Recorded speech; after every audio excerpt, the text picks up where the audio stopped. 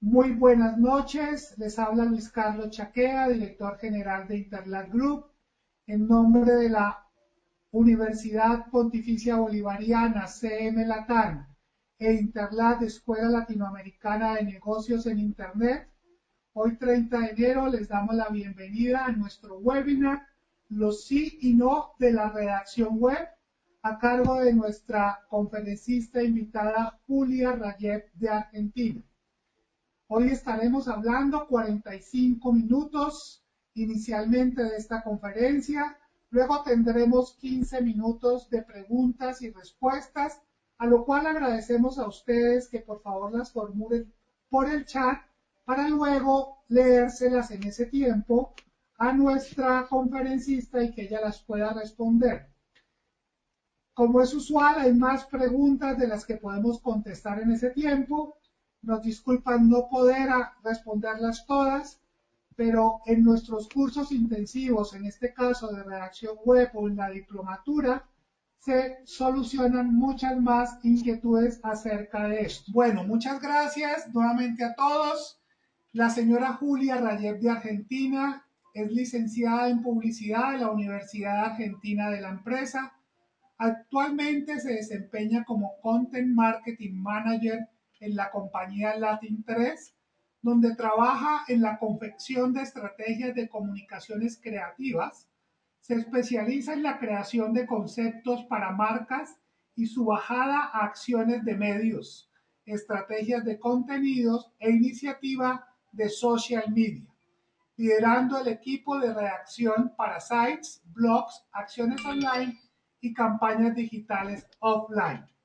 Es docente principal de la diplomatura Community Management y Comunicación 3.0 que inicia el 11 de febrero de manera presencial y virtual desde Bogotá y Medellín.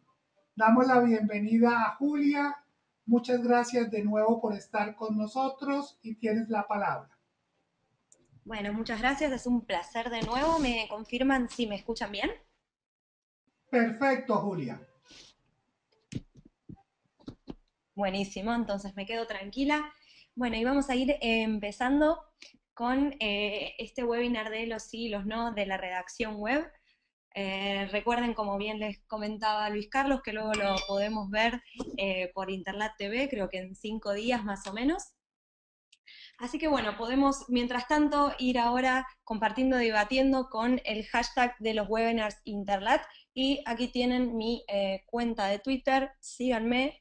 eh, Está buenísimo. Bueno, una de las cosas que vamos a ver hoy tiene que ver con Twitter, ¿no? Así que ahora vamos a empezar un poquito. Y antes de empezar, estuve pensando un poquito, ¿no? Cómo empezar con todo esto de la redacción web, de los sí, los no, qué cosas hacer, qué cosas no hacer.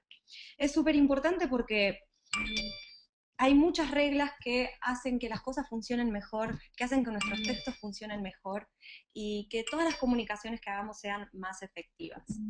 Entonces, antes para introducir un poquito el tema, quería hablarles un poquito del rol del texto en la web.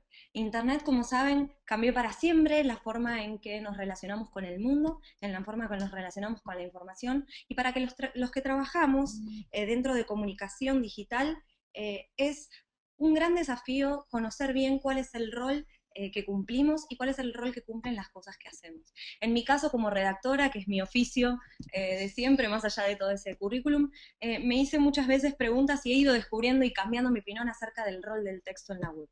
¿Para qué sirve cada palabra? ¿Para qué sirve cada oración? Cada cosa que escribimos en Internet. Y siempre yo hablo de 3 tipos de texto, pero hoy les voy a hablar de 4 roles que tiene el texto en lo que es el mundo digital, en lo que es la web. El primero es ese texto que está en eso que entramos realmente a buscar a Internet, ¿sí? Cuando nosotros abrimos la compu, nuestro celular o cualquier otro dispositivo, por ejemplo la tele, ¿sí? Como ya sabemos, por ejemplo yo estoy muy contenta, me acabo de comprar una tele que tiene Internet, bueno, uno que entra a buscar, no entra a buscar cualquier cosa, entra a buscar contenido, una foto, un video, una noticia, una opinión, algún posteo de algún amigo, esto de sentir que no queremos perdernos nada en ningún momento. Eso es contenido. Y mucho de ese contenido está hecho y está formado a partir de texto. Entonces este es uno de los primeros roles que tiene el texto en Internet, uno de los roles más importantes, porque es el rol de lo que la gente realmente está buscando, que es el contenido. Pero además, hay otro tipo de rol que cumplen las palabras en Internet, que ya existía en el mundo real, que es el texto interactivo.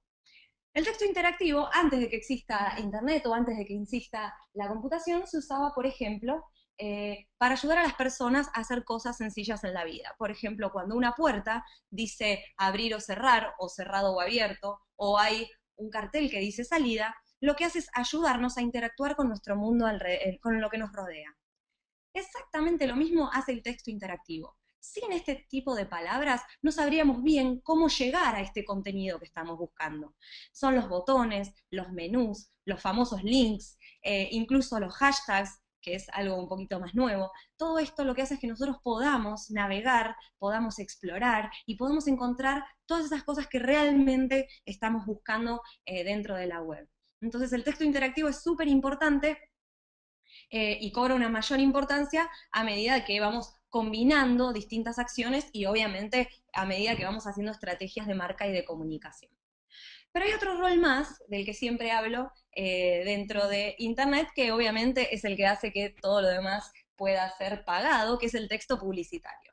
Este lo conocemos, muchas veces es invasivo, muchas veces lo queremos, muchas veces no lo queremos tanto. Es el texto publicitario que siempre nos está ofreciendo o un producto o un servicio. Los que trabajamos en comunicación, en marketing, muchas veces trabajamos con este tipo de texto porque nuestros objetivos tienen que ver con alcanzar algún tipo de retorno sobre la inversión, que tiene que ver con objetivos de ventas. Entonces, el texto publicitario va a ser ese texto apelativo que está ofreciendo un producto o servicio.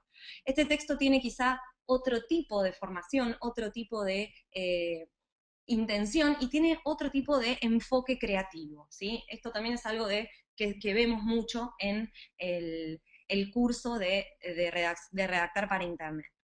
Y por último, tenemos otro tipo de texto que, aunque es parte de un poquito de todo esto, que es el texto para buscadores. El texto para buscadores, imaginen que esto está entre comillas, es el texto que nos acerca a lo que buscamos. Son todas esas palabras cuyo rol es que los buscadores o los motores de búsqueda, mejor dicho, nos acerquen la información que queremos cuando nosotros queremos acceder a esa información. Entonces, básicamente, este texto sirve para que podamos acceder al contenido que estamos buscando.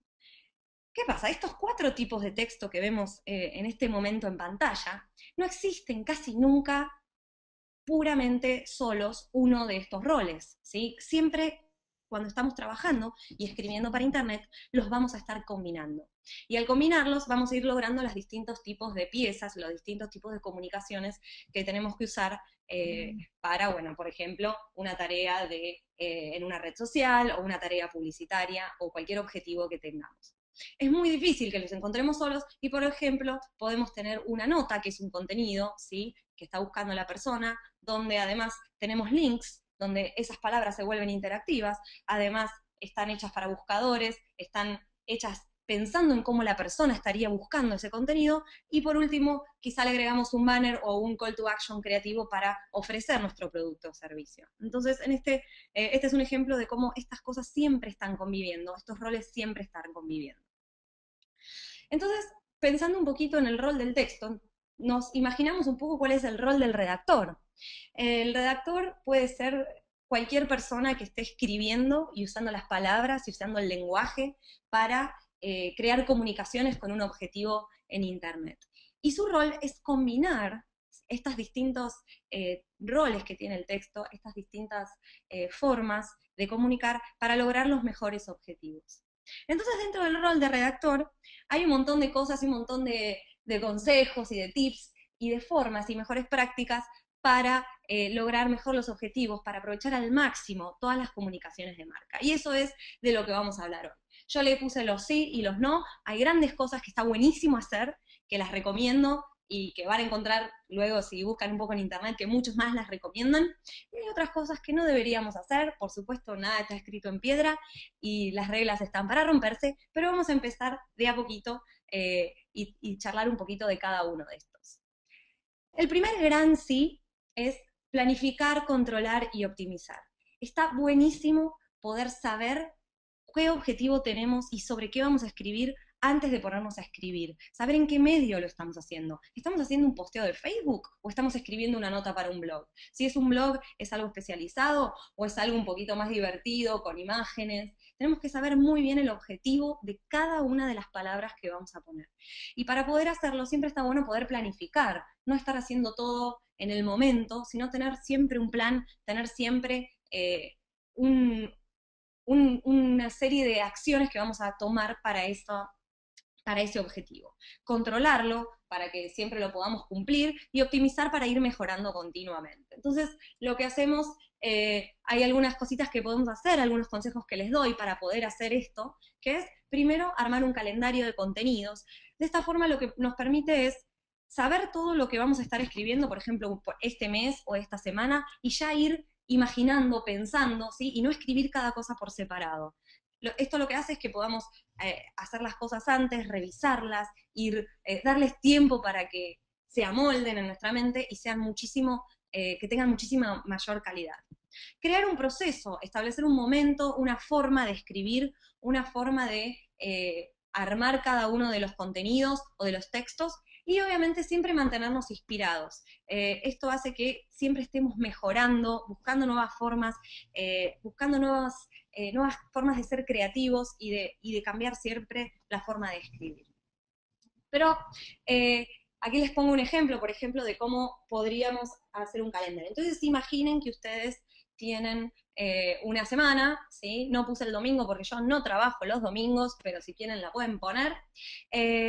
Entonces lo que hay que hacer básicamente es tener en mente qué objetivos voy a tener esta semana, o qué productos quiero ofrecer esta semana, o de qué temas quiero hablar, para decir, bueno, cada día, más o menos, cómo voy a ir encarando ese tema, cómo voy a hablarle a mi audiencia, ¿sí? Y después ver, bueno, en qué canales lo voy a hacer. Eso me va a permitir tener mucho más planificado, no repetirme, no aburrir, escribir con más calidad y tener tiempo para controlar. Pero bueno, planificar, controlar, optimizar, nunca, nunca tiene que ir en detrimento de la frescura, de la creatividad, de la buena onda o de lo que tiene que ver con sorprender a nuestra audiencia para no aburrirla. De nada me va a servir hacer una super planificación si eso hace que me vuelva poco relevante, aburrido o repetitivo. Y les traje algunos ejemplos que me parecen divertidos. Esto tiene bastante que ver con todo lo que tiene que ver con la diplomatura de Community Management. Son algunos ejemplos de de Twitter en este caso, Facebook es para otro, donde creo que algunas marcas lo tomaron de una forma bastante interesante esto de la frescura. Algunos lo llaman real-time marketing o marketing en tiempo real. El caso más famoso es el famoso tweet de Oreo, ¿sí? Que va a quedar para siempre como ejemplo y caso de estudio. Lo que hizo la gente de Oreo es, además de tener todo redactado y planificado, estar muy atentos en el momento del Super Bowl, cuando, bueno, saben que este es un evento súper grande en Estados Unidos, y de repente lo que pasó este año, no creo que fue el año pasado o el anterior, se le cortó la luz en el medio del evento. Bueno, ellos estuvieron rápidos y en el momento escribieron y diseñaron este tweet que tuvo, bueno, en ese momento, imagínense la cantidad de retweets, y además salió en todos los medios, fue súper celebradísimo. Entonces, fíjense cómo aprovecharon el momento, aprovechando la historia que ellos cuentan, aprovechando de qué se trata su audiencia, aprovecharon para hacer este chiste, hacer este guiño, que fue súper exitoso y celebrado por toda su comunidad. Entonces, ¿esto estaba planificado? Absolutamente no. El mismo ejemplo es otro que fue un poquito más nuevo, que es de Ben Jerry's. Ben Jerry's es una marca que hace helado en los Estados Unidos. No sé si también lo tienen en los diferentes países. Aquí en Argentina no tenemos esta marca. Pero bueno, hicieron un chiste que a algunos les puede parecer un poquito fuera de lugar. Ellos vieron que fue algo muy viral el día en que se legalizó el consumo de ciertas sustancias en el estado de Colorado. Entonces, en vez de no decir nada, dijeron, bueno, ¿por qué no hacemos un pequeño chiste? ¿Sí? Y aunque sea políticamente incorrecto, quizá para otra marca, para ellos era exactamente lo que su audiencia celebra y se iba a reír mucho. Entonces hicieron este tweet cuando se legalizó la marihuana en el estado de Colorado. Dijeron, bueno, no, la gran noticia es que escuchamos que se está agotando la existencia de helado en Colorado. Podrá gustarle a uno personalmente o no este tipo de humor, pero la realidad es que para Ben Jerry eso fue un éxito total, salió en un montón de lugares, y a la audiencia de Ben Jerry, que eh, habla este idioma y que se ríe de estas cosas, fue algo muy acertado. Otro caso es un caso de Telepizza que hicieron ahora, que a mí me parece súper gracioso. Esto fue en España, no sé si lo vieron. Aprovecharon el momento aquí cuando se dieron los premios estos de jugador del año, bueno, que Messi no ganó, pero bueno. Claro, ellos vieron que el traje de Messi, que siempre es muy original cuando se viste para estos premios, era muy parecido al de sus repartidores de pizza. Entonces, en el mismo momento, lo que ellos aprovecharon es para tuitear, bueno, esto de desmentimos la noticia, no hemos fichado a Messi como repar de Telepizza. Obviamente esto puede hacerlo, esta marca fue una oportunidad que les vino como si Messi hubiese tenido una señal de ponerse este traje, pero bueno, esto demuestra no perder la frescura, aunque uno planifique, saber, estar siempre listo para sorprender y para aprovechar lo que pasa a nuestro alrededor, lo que pasa en el mundo para sorprender a nuestra audiencia. Vamos a seguir con el siguiente gran sí, que tiene que ver un poquito con esto. Sí, hablar el idioma de tu audiencia. Está buenísimo conocer bien a quién le estamos hablando, además, como dijimos antes, de conocer nuestros objetivos de nuestro lado. La otra parte es la más importante, tenemos una persona del otro lado, a esa persona estamos apelando, entonces es muy importante saber hablar su idioma, saber cómo se expresa y saber si nuestra marca está interesada y es beneficio y es estratégico para nosotros hablar ese mismo idioma. Entonces, aquí les traje y escuché hoy que había uno de los oyentes que tenía una comunidad de cine. Bueno, esta es La Cosa Cine, es una comunidad de cine en Argentina, en realidad viene de una revista. Y estos muchachos, la verdad que son genios, genios de social media. En Facebook es una de las 3 marcas más seguidas, oficiales, argentinas, o está entre las mejores. Tienen muchísimas interacciones, la gente celebra todo lo que hacen, y básicamente tiene que ver con la forma en la que redactan, ¿sí? Y en este caso adoptan la forma en que habla la audiencia, ¿sí? Que le gusta mucho el cine en la Argentina. Entonces inventan palabras, hablan haciendo chistes o guiños internos. En este caso, obviamente, a ellos les funciona. Obviamente, esta publicación puede hacerlo y no otra. Entonces, encontraron el idioma de su audiencia, lo hablan y la verdad que lo hacen súper, súper bien. Ahora, hay que hablar el idioma de la audiencia, pero por favor no asesinar la lengua española que hemos heredado, ¿sí? De Cervantes, de García Márquez y hasta de Chespirito. Ellos han utilizado, y por favor honrémoslos y sepamos, por favor, cuidar este idioma. A veces podemos saltearnos algunas reglitas, pero cuando uno se saltea las reglas, tiene que ser con una razón. Así que cada vez que digan, no voy a poner un signo de admiración para abrir la oración, o voy a escribir algo en forma diferente, o en mayúsculas, o rompiendo alguna regla de ortografía, les pido por favor que piensen en estos grandes de nuestro lenguaje y digan, ¿realmente cumplo un objetivo con esto o puedo respetar el idioma? El, por suerte hay unos señores muy, muy sabios en España que se dedican a preservarlo y ayudarnos entre todos a cuidar a nuestra lengua española. Estos señores se juntaron en un lugar llamado la Real Academia y tienen un sitio fantástico que es www.rae.es, donde podemos consultar todas las dudas que tengamos cuando no sabemos cómo se escribe algo, cómo se conjuga un verbo, o alguna regla. Incluso es muy fácil en su sitio, tienen algo que llaman el diccionario de dudas, donde uno puede consultar. Entonces, siempre respetemos la lengua española, obviamente adaptada al idioma que hablamos en cada uno de los países, y cuando queremos romper alguna de estas reglas, digamos, bueno, ¿realmente mi comunicación va a ser mejor porque rompa esta regla? Bueno, ahí chicos les doy permiso para que lo hagan, aunque no sé cuán bien se puede justificar siempre. Así que, por favor, no asesinemos la lengua española, eso es un gran no, aunque a veces le podemos dar un pequeño golpecito. Sí, ponerle personalidad al texto. Cuando escribimos está buenísimo poner personalidad, lo vimos recién en los ejemplos, tanto como en los ejemplos de estas marcas frescas que saben detectar oportunidades, como en el ejemplo de La Cosa, que sabe cómo habla su audiencia.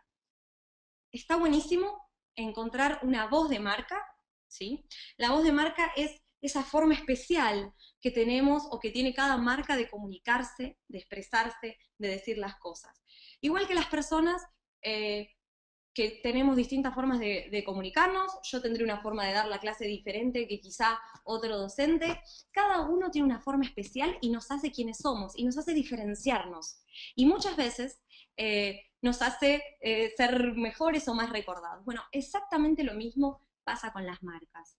Lo bueno es que cuando es una marca podemos elegirlo estratégicamente, podemos tomar decisiones que tengan que ver con la audiencia, con los objetivos, con el mensaje que queremos comunicar, para delimitar y armar cuál es esta voz de marca, cómo nos expresamos y cómo no.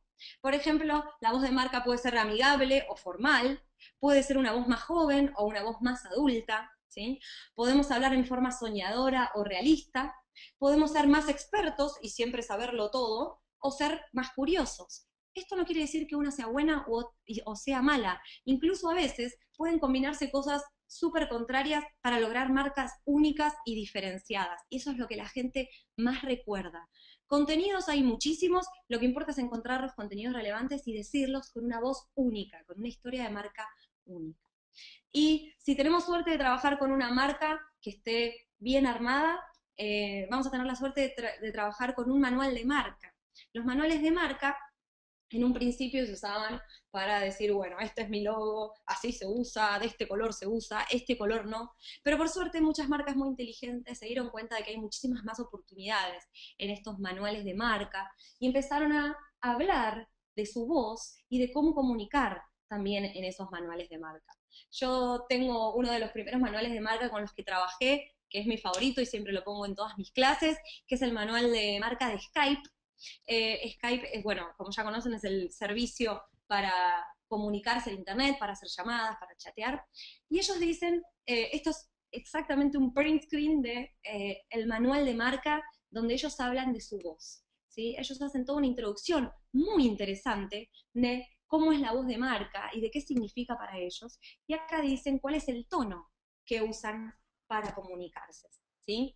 Entonces, ellos dicen que son directos, ¿sí? Porque son honestos y son claros, son naturales, ¿sí? Y son pioneros. Siempre cuando hablen, van a parecer idealistas, van a parecer positivos, van a estar hablando como si estuviesen construyendo un nuevo mundo. Esa es la forma que ellos eligen para comunicarse. ¿Quiere decir que así tenemos que hablar todos? No necesariamente. Esta es la forma de Skype. Y esta es una de las recetas que ellos usan para su estrategia de comunicación. Lo bueno que este manual de marcas ayuda muchísimo porque debajo, por ejemplo, pone cómo no estarían hablando y cómo sí estarían hablando.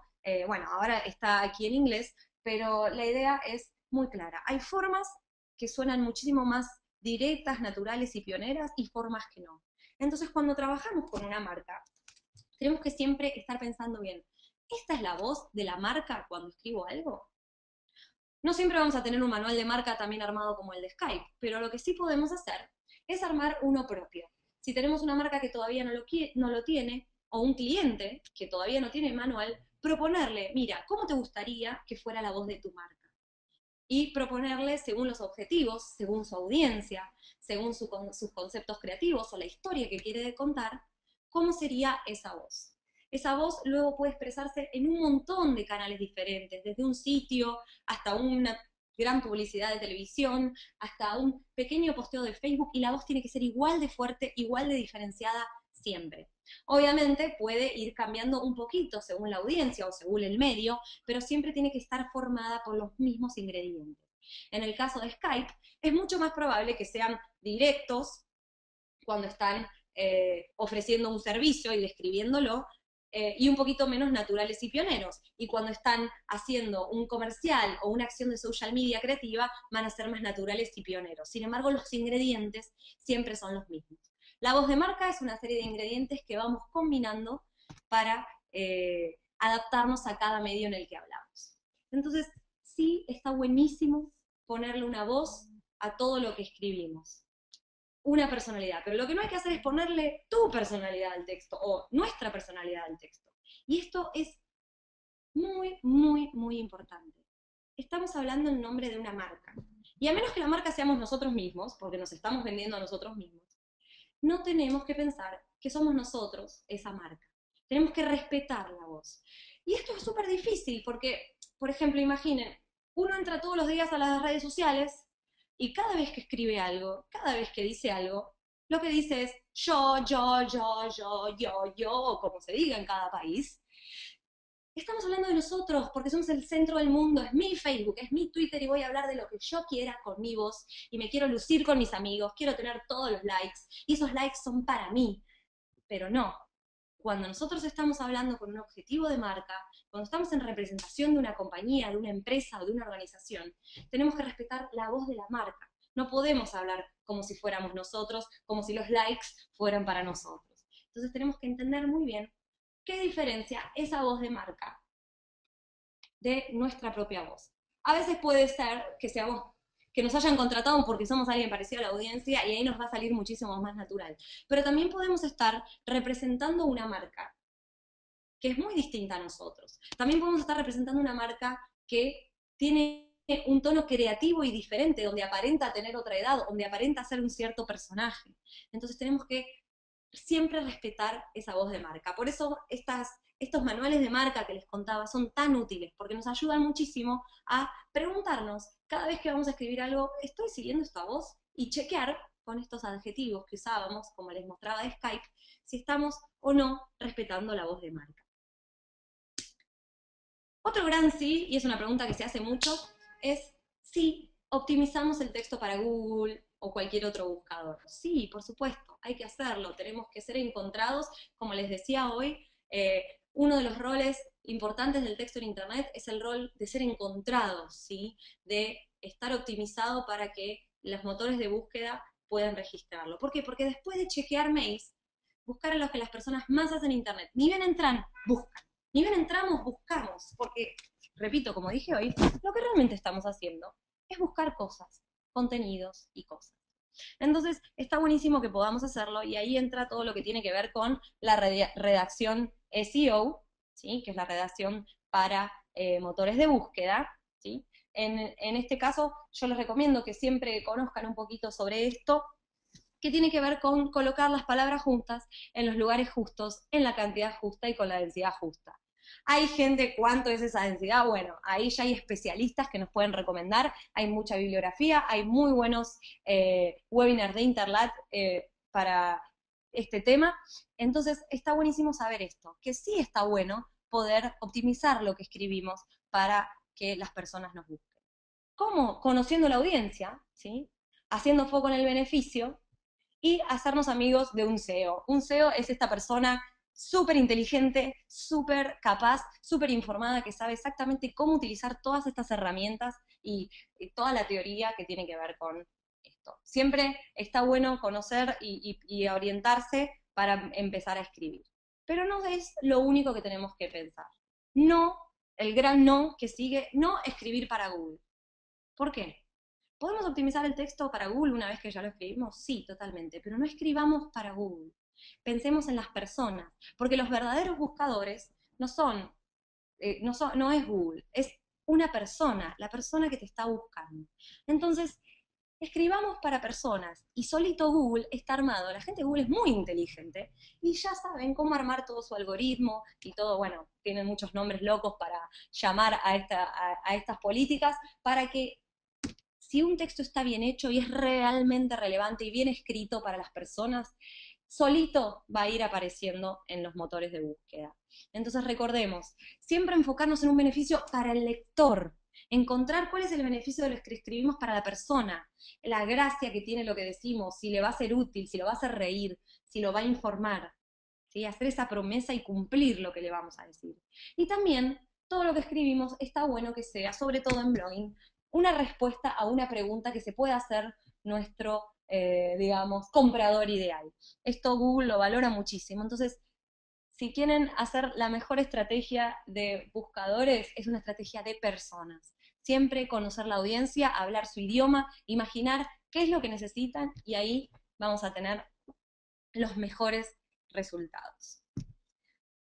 Otro gran sí que tenemos en la redacción web, sobre todo cuando estamos escribiendo contenidos, es darle importancia al título. ¿Qué quiere decir darle importancia? Quiere decir pensar bien el título de todo lo que vamos a escribir. El título es lo más importante que escribimos siempre. Es lo más importante.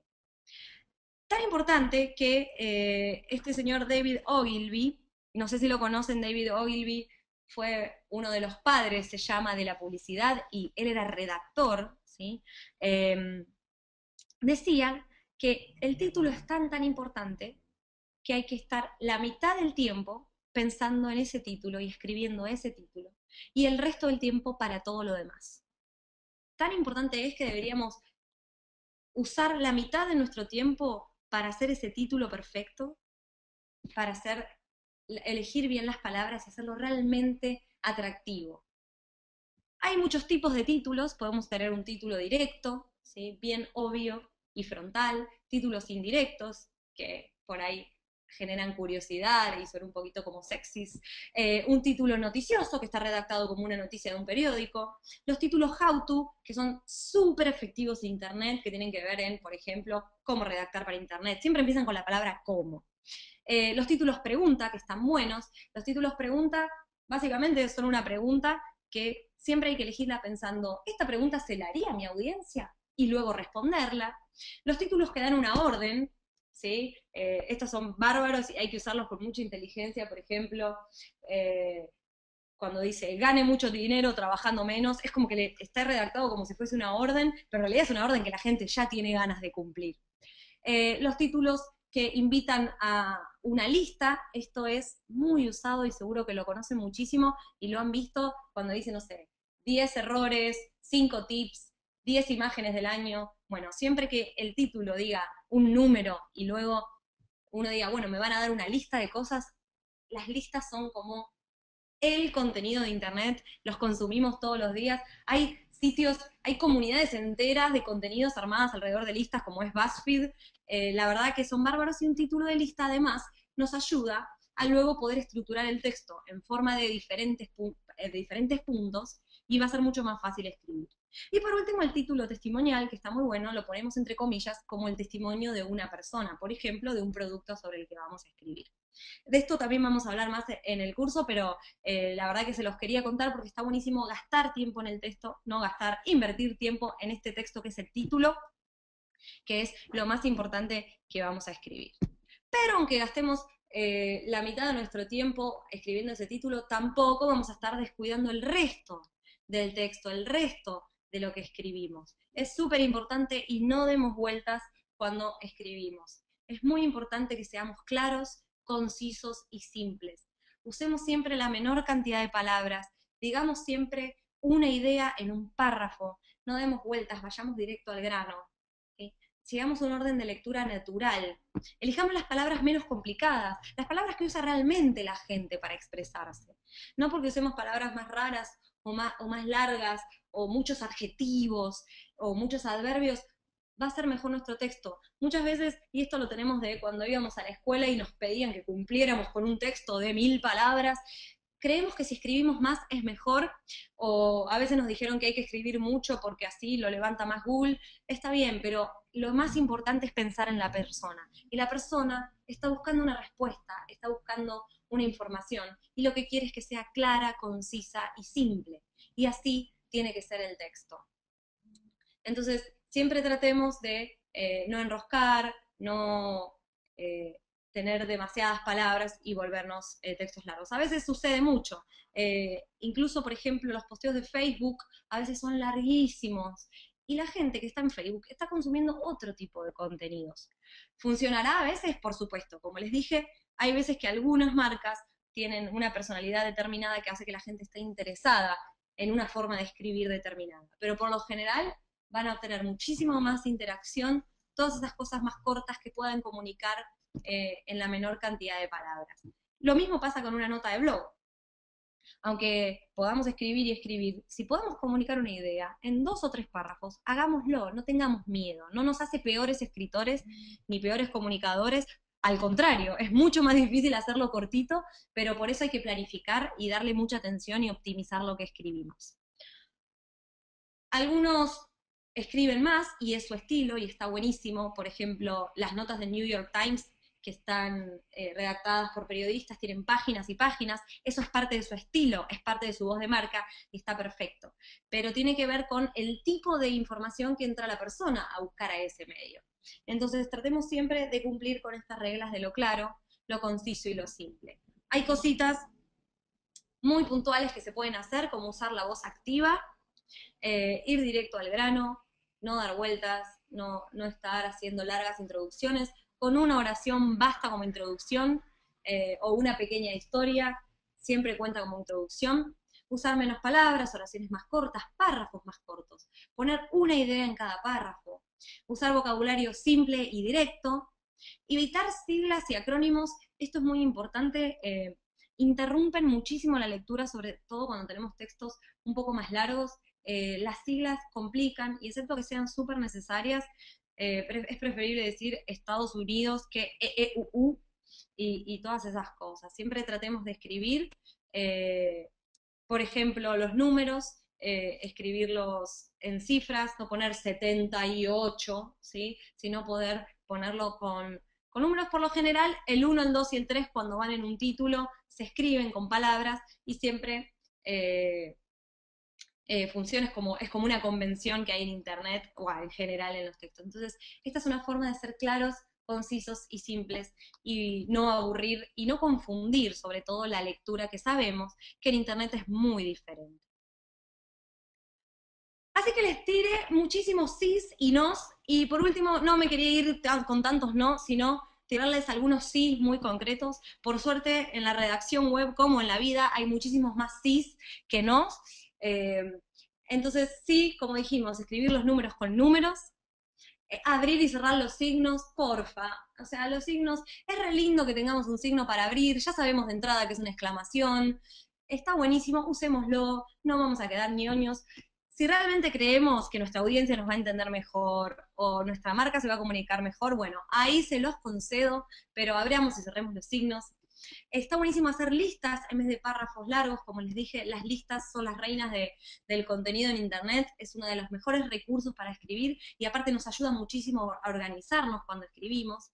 Usar call to action son estas pequeñas frases que están formadas por un verbo y un sentido de urgencia, el famoso compre ahora o lea más o llame ya. Es muy importante poder usarlos porque los call to action hacen en internet que les dejemos bien en claro a las personas qué estamos esperando de ellos, sobre todo cuando tenemos algún objetivo de marketing. Y no tengamos miedo de repetir lo importante. Mientras no seamos aburridos, está bueno, por ejemplo, si estamos comunicando una oferta, comunicando un producto, repetir las partes importantes al final en alguna conclusión. Y lo más importante de todo es crear contenido original, contenido que sea único, que no se pueda encontrar en otros lugares. Por favor, no copiemos y peguemos, el copy-paste es lo peor que podemos hacerle a nuestra marca y a nuestra comunicación. Podemos tomar fuentes, por supuesto, podemos inspirarnos en otras notas, podemos hacer link a fuentes, a ideas de otros, pero siempre tratemos de traer una nueva idea, algo nuevo, una nueva visión sobre el tema del que estamos hablando. Además, esto obviamente Google lo sabe y puede influir mucho en el posicionamiento que nos da. Pero como les dije, no importa lo que dice Google, sino lo que dicen las personas. Y las personas están esperando de nosotros que les demos algo original, una opinión, una noticia, algo nuevo que no puedan encontrar en otro lado. Así que terminamos un poquito antes. Eh, Quería saber ahora, bueno, si tienen alguna pregunta, no sé si quieren que empecemos ya con la ronda de Hola, Julia. preguntas. Hola. Hola. Sí, Julia, muchas Aquí estoy. gracias. Ya están escribiendo las preguntas. Vamos a las preguntas, Julia. Y dice John Rodríguez, ¿es normal escribir en altas? Uy, si es normal o no, no sé. Mira, Eh, por lo general, escribir mucho en altas, y creo que te estás refiriendo a las palabras mayúsculas, a las letras mayúsculas, en Internet sabemos que es considerado como estar gritando, y la verdad que dificulta muchísimo la lectura. Podemos a veces, si tiene que ver con la forma en que nos expresamos, utilizar algunas palabras en mayúscula, o si el diseño quizá que tiene lo que estamos armando, por ejemplo, hay posteos de Facebook que tienen imágenes con frases y a veces ese diseño viene en letras mayúsculas. Eh, en ese caso sí, pero por lo general hay que intentar escribir, evitarlas lo más posible porque suena como agresivo y dificulta mucho la lectura de los textos más largos. Si es normal o no, bueno, dependerá de las decisiones que tome cada uno de su marca, ¿no? Marvin del Cid, ¿qué recomiendas para hacer una noticia más efectiva en Twitter? Bueno, en Twitter la verdad que está buenísimo poner noticias porque siempre es una red social que se usa muchísimo para eso y la verdad es decirle a la gente que lo lee. Hay estudios que muestran que si uno le pide a las personas que hagan algo, es más probable que lo hagan. Obviamente no estar todo el tiempo tuiteando, leer esto, retuitear esto, porque se vuelve un poquito desesperado, pero está buenísimo poner eso, escribir cada tweet como si fuese un título, como con las reglas que vimos hoy, que tenga un buen beneficio, que uno lea ese título y diga, wow, esta noticia es irresistible, voy a tener un beneficio por leer esta nota. Y ahí la gente haga clic. Poner bien los links, muchas veces se ponen mal los links en Twitter, bueno, hay un montón de cosas que se pueden hacer. Y en realidad, si la noticia es relevante para tu audiencia, ese es el primer paso y el más importante. Si querés que una noticia se replique mucho, pensá si realmente eso es algo que le interesa a la audiencia que tienes en Twitter. Bueno, y después hay un montón de otras cosas que se pueden hacer. Para mí lo más importante es la relevancia y escribirlo como si fuese el gran título y que dé muchas ganas de seguir leyendo. Micaela Zapja, ¿utilizar muchos links en Twitter es malo? No sé si te refieres a muchos, más de un link en un tweet, la verdad yo no utilizaría, excepto algún caso excepcional. Por lo general los hashtags y los nombres de otros usuarios se usan como links, pero no es bueno ni malo. Utilizaría cuando estamos redirigiendo a las personas a alguna página o les pedimos que lean algo más, utilizaría uno solo. Y en general, depende cuál sea tu estrategia y cuáles son tus objetivos en Twitter, puedes hacer muchos tweets que tengan links, no es algo malo, puedes ir probando y testeando. Cada audiencia, cada temática de la que hablan las marcas es diferente. Hay estudios muy interesantes que también muestran, según la industria o según las temáticas, lo diferente que es la reacción de la gente en las distintas comunidades. Por ejemplo, una comunidad que habla de comida responde e interactúa de cierta manera, una comunidad que habla de negocios quizás se conecta a otros horarios o retuitea más, o responde mejor a ciertos tipos de contenidos. Eso va a depender mucho de tu marca y de lo que estés comunicando. Jairo Vargas te pregunta, ¿qué sabes del copy o los derechos de autor en algunas frases o artículos? De derecho no sé nada, de leyes, pero lo que sí sé es de etiqueta de Internet. Si nosotros estamos citando a otro autor, tenemos que citarlo y poner un link al lugar donde lo citamos y a la fuente y ponerlo entre comillas para que quede bien claro que no somos nosotros, no nos estamos adueñando de lo que dijo otra persona. Esto es súper importante, no solo por la etiqueta web, sino porque si nuestra audiencia se da cuenta, quedamos súper mal. Entonces lo que tenemos que hacer es, primero, citar solamente las partes relevantes y luego reinterpretarlas y hacer contenido original. No podemos escribir un artículo entero copiado al otro lado y solo por ponerlo entre comillas y poner la fuente va a ser relevante. Pero es muy importante siempre citar la fuente y citar al otro autor. A veces se usan frases famosas, como por ejemplo algo que dijo un famoso, un celebrity, o no sé, Albert Einstein o Steve Jobs. En esos casos, nadie va a esperar que uno ponga el link de Steve Jobs, pero sí se pone, obviamente, entre comillas y aclarando debajo quién lo dijo. No podemos poner una frase que todo el mundo sabe que la dijo alguien como si hubiese sido nuestra. Aparte va a tener el mismo valor. En este caso se llama curación de contenido. Aunque otra persona lo haya dicho, si es nuestra marca o somos nosotros quienes lo acercamos a la audiencia, va a tener el mismo impacto y la misma relevancia. Así que no tengan miedo de compartir contenidos que hizo otro y decir que los hizo otro, ponerlos entre comillas, poner el autor de la frase, porque va a ser relevante igual para la audiencia. Algunas personas se han retirado, Julia, pero te agradecen muchísimo toda la información y el contenido que has impartido el día de hoy. Te pregunta Sandra Lombana, ¿qué tan extenso debe ser el texto en una publicación? Depende de la publicación. O sea, si es supongo que te estás refiriendo a un artículo de un blog o un artículo de una publicación digital de ese estilo, una revista o un diario.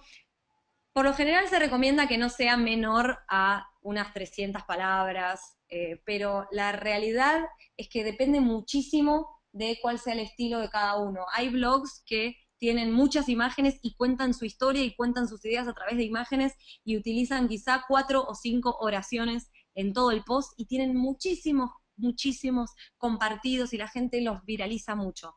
Hay otros, como les contaba el caso de New York Times, que escriben páginas y páginas de texto y también son muy relevantes porque son grandes periodistas y grandes investigadores y escritores quienes lo hacen.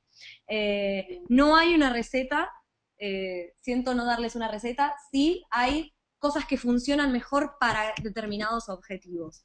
Si estamos, por ejemplo, escribiendo un blog para adolescentes sobre cine y películas, está buenísimo poder explayarnos, mostrar que somos expertos, pero no escribir 10 páginas de texto. Es obvio que un adolescente no va a estar leyendo 10 páginas de texto, o por lo menos uno en general, ¿no? Quizá si estamos hablando de una publicación médica, es muy probable que si estamos haciendo un informe sobre una noticia de un congreso o algo importante en una publicación tecnológica o médica, podamos explayarnos mucho más. Así que lo que tienes que hacer es pensar, bueno, ¿cuánta información quiere mi audiencia? ¿En qué forma quiere consumirla? ¿Qué cosas le gustan? ¿Y qué forma es la mejor para entregarles mi mensaje? Andrés Valencia, ¿es válido cambiar objetivos, usar sinónimos, etcétera, para citar una frase o idea? ¿Eso es ilegal? Buena pregunta.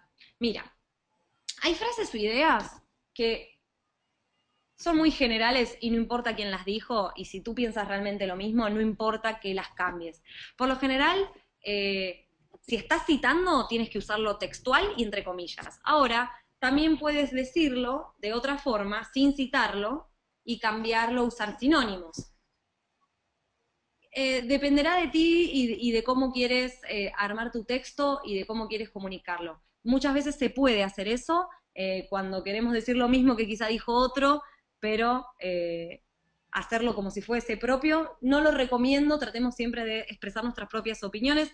Lo que puedes hacer en esos casos es, en vez de cambiar palabras o sinónimos, directamente leer lo que escribió la otra persona, apagar esa pantalla y decir, bueno, ¿y yo qué pienso? ¿Y mi marca qué piensa? ¿Mi empresa, mi organización, qué piensa de esto? Y escribirlo de cero, como tu propia marca lo expresaría. Y ahí encontrar la forma de decirlo sin estar tomando una frase y haciendo un Frankenstein de cambio de adjetivos o poniendo sinónimos, etc.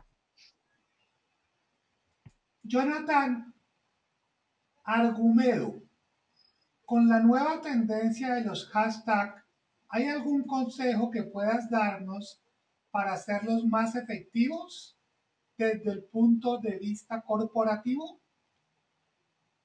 Eh, los hashtags se usan de un montón de formas distintas, la verdad que están buenísimos. A mí, personalmente, para lo que más me gustan es como para señalarle a la audiencia que esa es una temática en la cual nos queremos meter. Si yo pongo un hashtag con una palabra, le estoy diciendo a la gente, estoy hablando de este tema, pero también, o sea, tienen dos funciones. Hay hashtags que son generales, donde uno se suma a un hashtag que ya existe. Por ejemplo, si yo hago un hashtag que es redacción web, obviamente no lo inventé yo, pero lo que estoy haciendo es meter lo que yo escribo, meter mi tweet dentro de ese universo y dentro de esa conversación. Entonces, la persona que lee mi tweet sabe que le estoy señalando que mi tweet tiene que ver con esa conversación que sucede.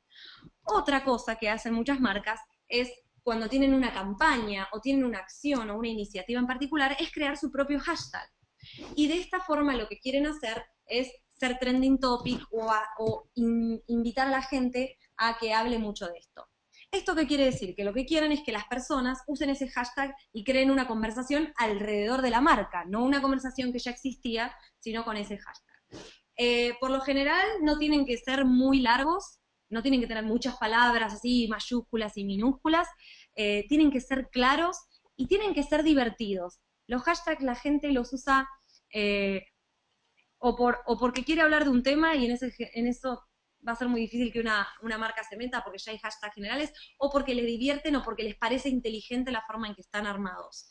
Entonces, tienes esas dos formas de usarlos. No recomiendo usar 5 hashtags en un solo tweet, perdón. Siempre utilizaría uno o dos. Se pueden incorporar en medio del texto de forma relevante, pero tratemos de que no interrumpan la idea. Siempre la idea, el beneficio y la claridad para el lector es lo más importante. Por Twitter pregunta Diego, ¿qué otros buenos referentes de redacción web conoces en social media? Uy, muchísimos. Les traje aquí algunos ejemplos. Hay muchas marcas que están haciendo cosas muy buenas. Tenemos el caso, a ver, de Oreo. Oreo es buenísimo. Los invito a que busquen, pero la verdad hay muchas marcas que lo están haciendo muy bien. Si me siguen en Twitter, yo siempre estoy tuiteando cosas interesantes que hacen marcas, la verdad que me gusta mucho, pero sí, hay muchos que lo hacen bien, hay infinidad. Y también hay gente que lo hace más o menos, y también hay gente que lo hace mal, pero esos casos son muy criticados por sus comunidades. Pero bueno, si te sumo uno más de los que propuse hoy, les recomiendo que sigan a Oreo, que hace un muy buen trabajo. Eric Taracena. Cuando un texto es muy extenso, es mejor dejarlo en una sola publicación o dividirla por temas en varias partes. Muy buena pregunta y muy buena idea. Esto lo aplicamos mucho. Hay veces que se extiende demasiado un tema. Está buenísimo poder dividirlo. Es una re buena idea y funciona muy bien. Incluso después se puede hacer, imagina que lo divides en 5 o 6 diferentes artículos. Luego lo que puedes hacer es un artículo que englobe todo con links y funciona muy bien. Así que sí, es una muy buena idea. No siempre va a ser la mejor, como les decía, hay marcas que deciden no hacerlo, pero sí, está buenísimo. Cuando ves que ya te estás explayando mucho, es como, ¿vieron cuando les decía lo de un párrafo, una oración, una idea? Bueno, un artículo, una idea, comuniquemos una idea en ese artículo. Si vemos que estamos hablando ya de demasiados temas, invitemos a las personas a leer el próximo artículo para profundizar o a conocer ejemplos en otro. Así podemos ir dividiéndolo en distintas partes. La verdad que es muy buena pregunta porque es algo que está buenísimo para hacer. Tenemos muchas preguntas, nos quedan 3 minutos. Nos disculpan las personas que no podemos leer todas las preguntas, pero hacemos todo lo posible por realizarlo. Pregunta Hermani Terrazas. ¿Cuáles son los tips para entender la personalidad de una marca? Bueno, la personalidad de la marca, en realidad Para podemos entenderla. crearla. Sí, disculpa. Sí, para entenderla. Ah, para entenderla. Eh, lo que podemos hacer es, y esto es algo que siempre decimos en el curso, es cuando es una marca que ya existe, por ejemplo, si ustedes quieren analizar una marca con la que van a trabajar y ver cómo se comunica, pueden buscar y pensar, bueno, ¿qué forma tiene de hablar? ¿Qué palabras usa? ¿Qué expresiones usa? ¿Suena joven? ¿Suena divertida? ¿Suena seria? Háganse todas esas preguntas y ahí van a ir delimitando lo que es la personalidad de la marca. A veces pueden encontrar el manual de marca o a veces hay que más o menos escribirlo uno mismo. Está bueno tomar nota de esta forma de expresarse. Usa palabras de cierta forma, habla un lenguaje coloquial o un lenguaje no tan coloquial, no tan específico. Se expresa como cierto tipo de comunidad o cierto tipo de persona. Estas preguntas nos van a ir de a poquito ayudando a establecer la personalidad de la marca. También imaginarnos a la marca como una persona. Bueno, si esta marca fuera una persona, ¿cómo sería? ¿A qué se dedicaría? ¿Qué cosas le harían reír? La verdad que la construcción de marca es algo súper interesante, es una de las cosas más lindas de esta profesión, pero también es algo que hay que cuidar muchísimo. Última pregunta de Ricardo Cubillos de Empeliculados. El sarcasmo como título, ¿hasta dónde es funcional en una página seria? Ay, no entendí la pregunta. En El una página sarcasmo seria, como título, ¿hasta dónde es funcional en una página seria?